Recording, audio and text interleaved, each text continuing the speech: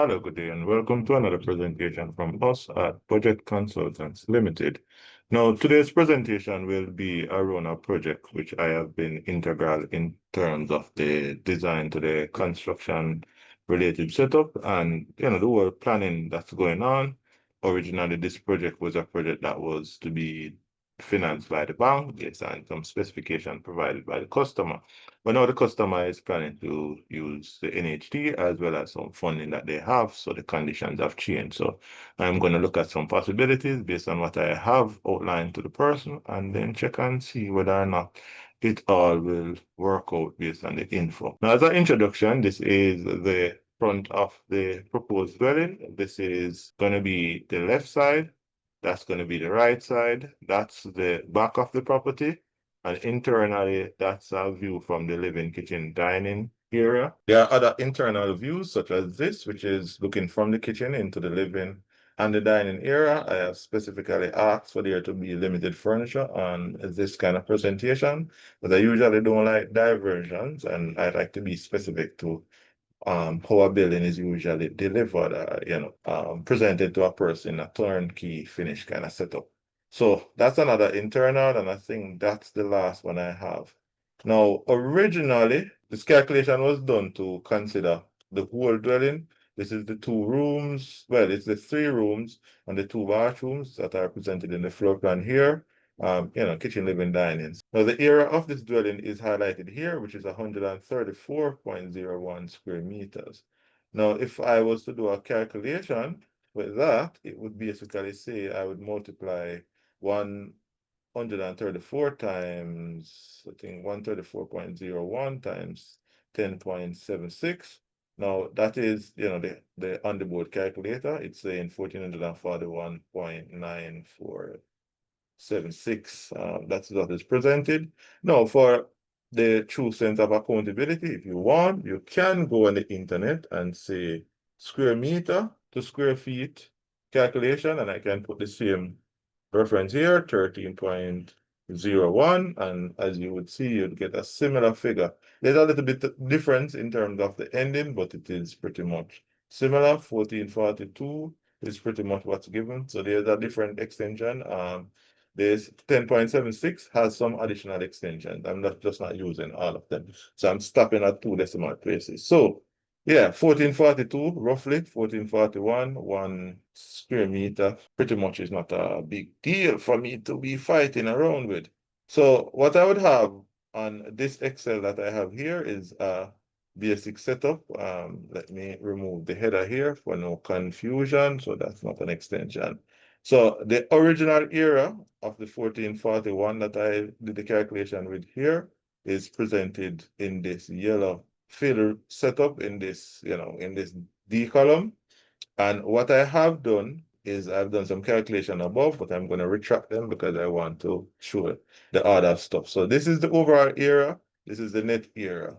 Now, based on the basic assessment, originally the customer was going to get about $22 to $23 million for construction-related processes. That would have been a calculation where this would come off like 15, I think about 15,000 there about to 16,000 per square feet.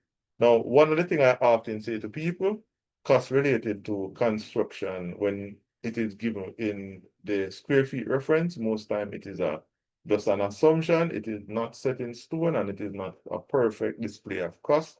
What will happen in a lot of these cases is that the person that you're asking for the invoice trying to give you a cost, like a cost range. Now, there are some people in construction who would have taken this cost and then run with it.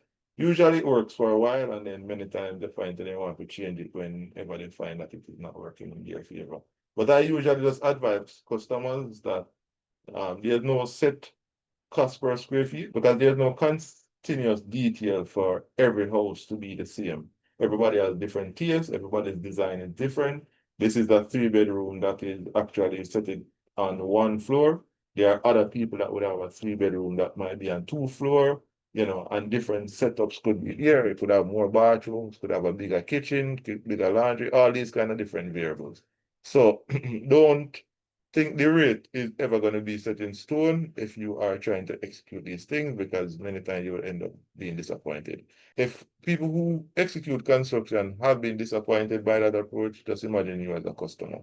Now, in terms of the cost that is presented here, the 23 million, what is seen is a ratio at this point. This is a ratio for labor and there's a ratio for material.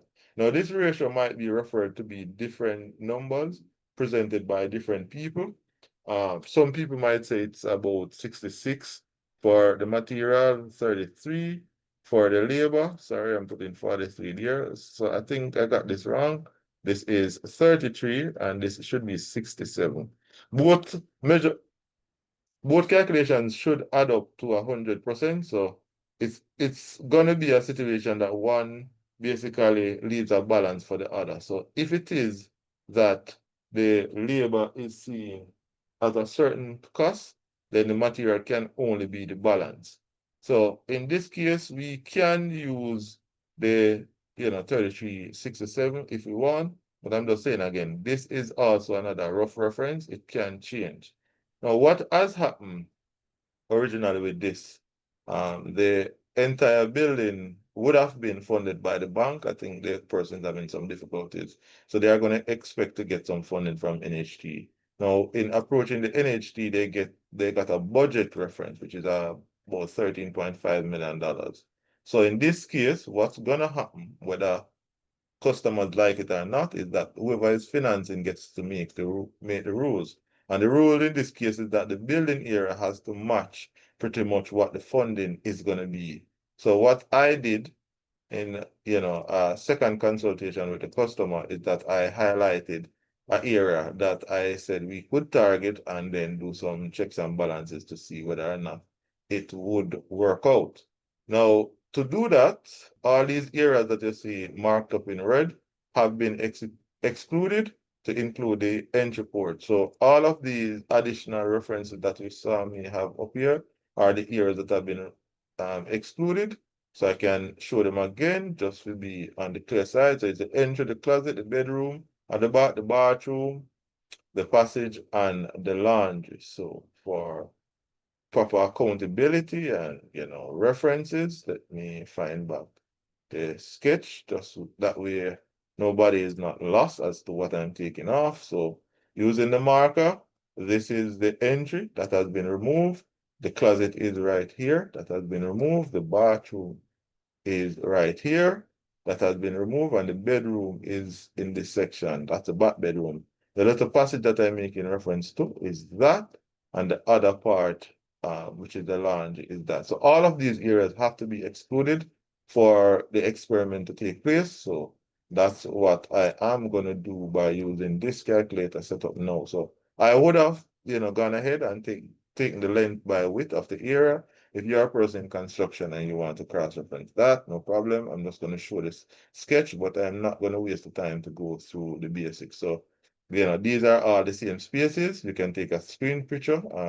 I'm putting this so you can even pause the video and take them off yourself, as well as the entry that has to be excluded. So, based on that, I can use a code that captures the length by width as area and use it as the retracted area here. So if I, copy the code, it is saying that I'm going to take off the equivalent of 338.25 square feet. So the net area now is going to be 1,103.7 square feet. So that has been adjusted here because they are linked. So it is now projecting that the cost for construction would be 17.6 if this is the rate. If the rate is lower or the presentation is lower, then it might come to 15. Either one which are going to be used, it's going to cause a situation for there to be a difference. So at the higher end that I'm using here, which is 16, it is saying that after you take out the cost that is being funded by the entity, there's going to be a difference of 4.1 that will be needed to actually execute this work.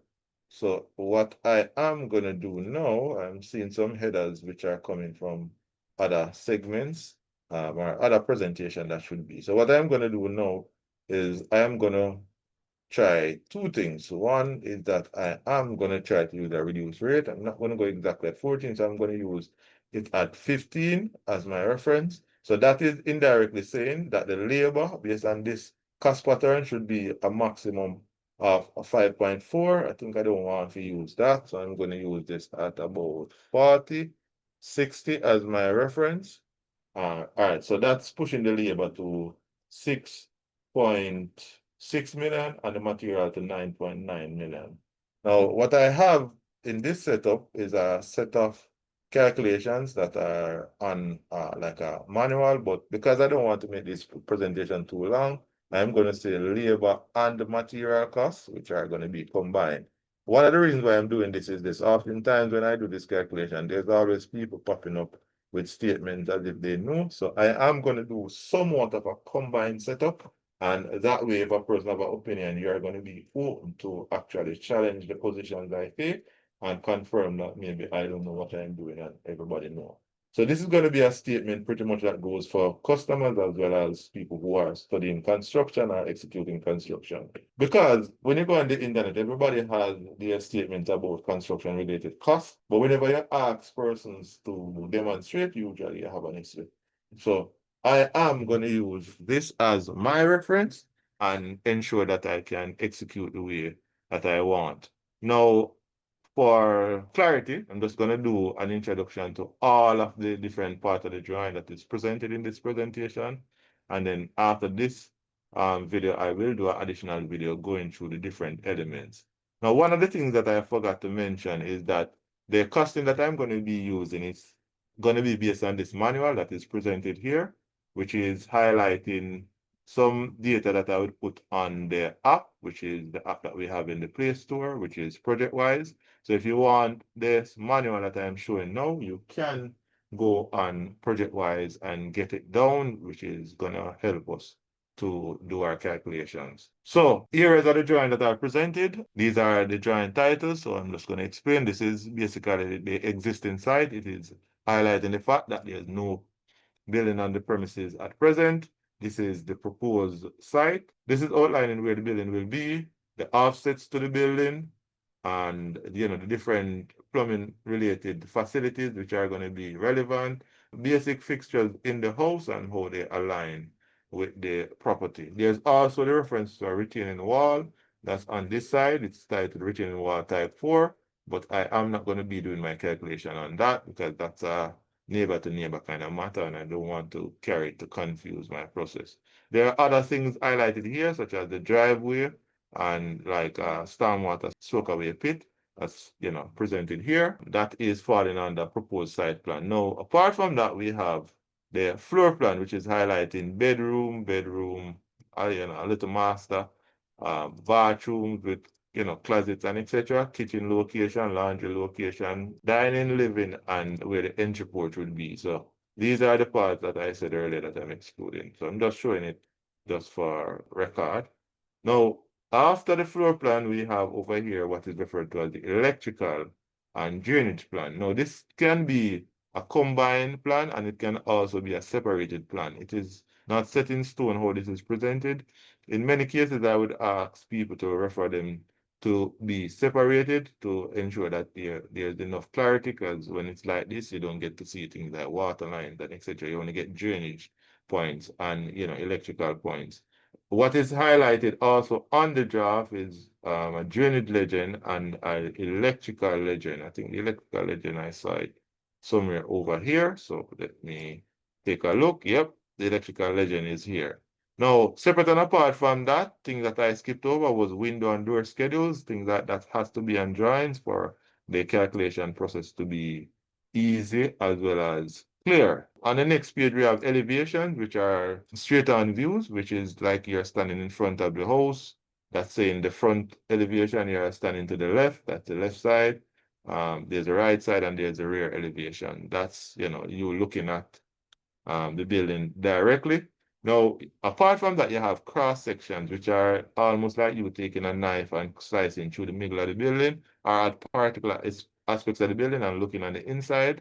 This is really geared at showing the difference in terms of heights for different spaces, if they are, or it, it can establish that the slab or the roof is at particular levels.